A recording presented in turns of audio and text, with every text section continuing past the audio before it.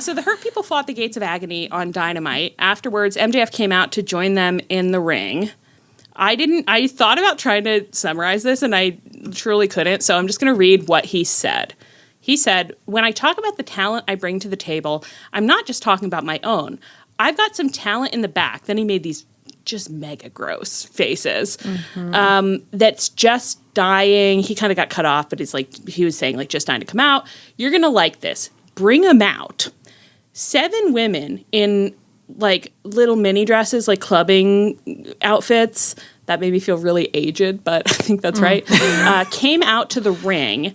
And then MJF said to the Hurt People, "You can have a night out with these lovely ladies. All I request is 3 thumbs up." So then the women were kind of like draping themselves over the Hurt Business and being like, ooh. And the Hurt Business were looking like pretty interested in it. And I would say it made us feel bad. Pretty disgusting segment. Yeah, like, do they want women to watch their show? The Like, answer do they may be no. consider us part of the potential audience? Because it really feels like we're not considered human beings at all. And, you know, it's like, if I assume, like, because they didn't act in the segment at all textually like it was gross. Like, no one in the segment acted like this was an uncool thing to do. And it's not like you can assume that wrestling fans think it's an uncool thing to do, because I'm out there talking to them and they are not treating women with respect, I'll tell you that. And also, given the wrestling business, are we supposed to watch a depiction of sex trafficking and feel like it's a fun time for all? Like a little lighthearted recruiting tactic that like literally was done like 2 years ago? Totally fucking. Right. I mean, just totally fucking. I cannot imagine coming up with this idea. I can't imagine signing off on this idea. It just boggles the mind. Like, it's like you just, like, every single person involved, like, what was going on with you that you thought this would be entertaining. Right. And it truly was every part. Like, even just, like, this is such small potatoes, but, like, even just the part where all of the women came up to the ring and MJF sat on one of the ropes to make it, like, wider, but then he was, like, grinning as, like, an idiot as they all had to bend down in front of him and slide under the ring. And it just felt so gross. And the camera was so close, as if, like, they were hoping that, like, one of them would flash, because of course they were all wearing tiny dresses, flash something as they, like, tried to maneuver into the. I just felt like the whole thing, from top to bottom, was humiliating. I mean, it was like, we do live in a bad. Sorry, Leah, I cut you off. No. I was just going to say, like, we do live in a bad. Like, obviously, we still live in a really fucked up society, and it's like really sexism and, you know, runs rampant. Like, fine. But something about this segment, just the way that it was, like, put together, it was like, this isn't even, like, 2025 misogyny. This is, like, 2005 misogyny. Like, this is something that, like, you know, I would have been in high school being like, that's repulsive. Right. So it's, I don't know, it just was so flabbergasting. And as you said, it's like, I don't think that this would be an interesting, additive, or appropriate segment, even if like MJF was doing it as a heel and the Hurt People's vibe was just like, that's really gross because we're good guys. Although I'm not that clear on whether they're good guys, honestly. But I feel like people keep telling me like they are kind of faces or face adjacent. That might be wrong. Anyway, it wouldn't be appropriate even if that's what was happening. But that wasn't what was happening. Their vibe was just like, yeah, this is normal, like, you know. Women are objects. Of course, we all agree that women are objects. Right. Of course, I love to get a watch or a woman given to me by a man that owns one of those things. Like, okay, great. Right. So it's like, it's not even, you can't even fall back on like, it was for heel heat. It's like, it's not for heel heat. You all endorse it. Right. Yeah, that's the thing, is like, I know people are going to be like, oh, this is okay because it's old school heat and he's a heel and you're not supposed to like it. And it's like, well, it should be much more obvious that it's heel behavior than it was in this segment. Right. Because I don't trust all of you god-awful white men who watch this stuff and defend it to actually think it's wrong. Like, I'm sick of it. Like, I know that Dave Meltzer's not going to say a goddamn word. Like, Brian Alvarez, like, all those people, they're not even going to mention it because it's, like, so in the water for them. So it's, how is it heel heat when the crowd is cheering? Right. And I'm watching it just thinking, like, why do I bother with this fucking hobby, you know? Yeah. Right. Well, it is. And I feel like the people that are always telling us, like, you're not supposed to like heels, like, usually when they cite examples of something like this happening, it'll be like the heel did something awful and despicable, and then the good guy punches them, and you're supposed to feel catharsis.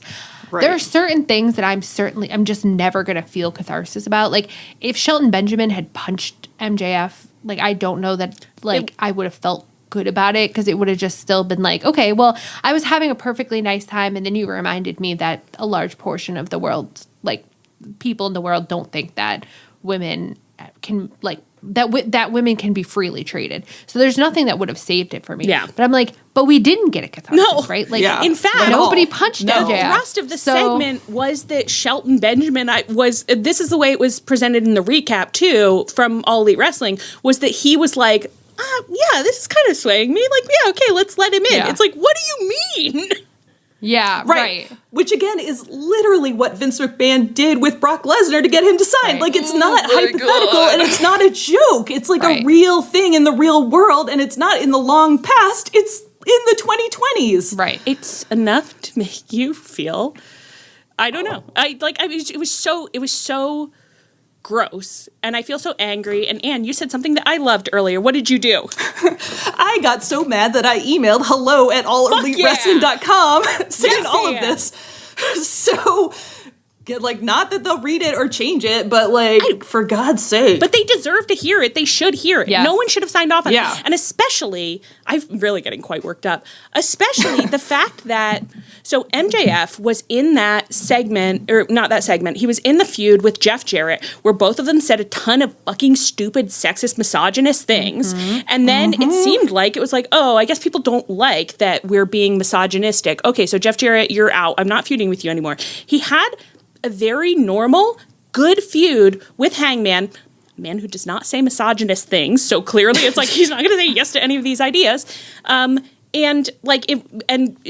did good, normal work, and then the second he's out of that feud, he's like, actually, I have a bunch of really fucked up, misogynistic, gross ideas that I couldn't do there, so I'm going to get all of those out now. What is wrong with you? And the hurt people are like, great, we'll love to say the word bitch 1,000 times and then participate in this and be like, I'd love some lovely ladies to get traded to me. Like, fuck all of you, I'm done with it. It's gross.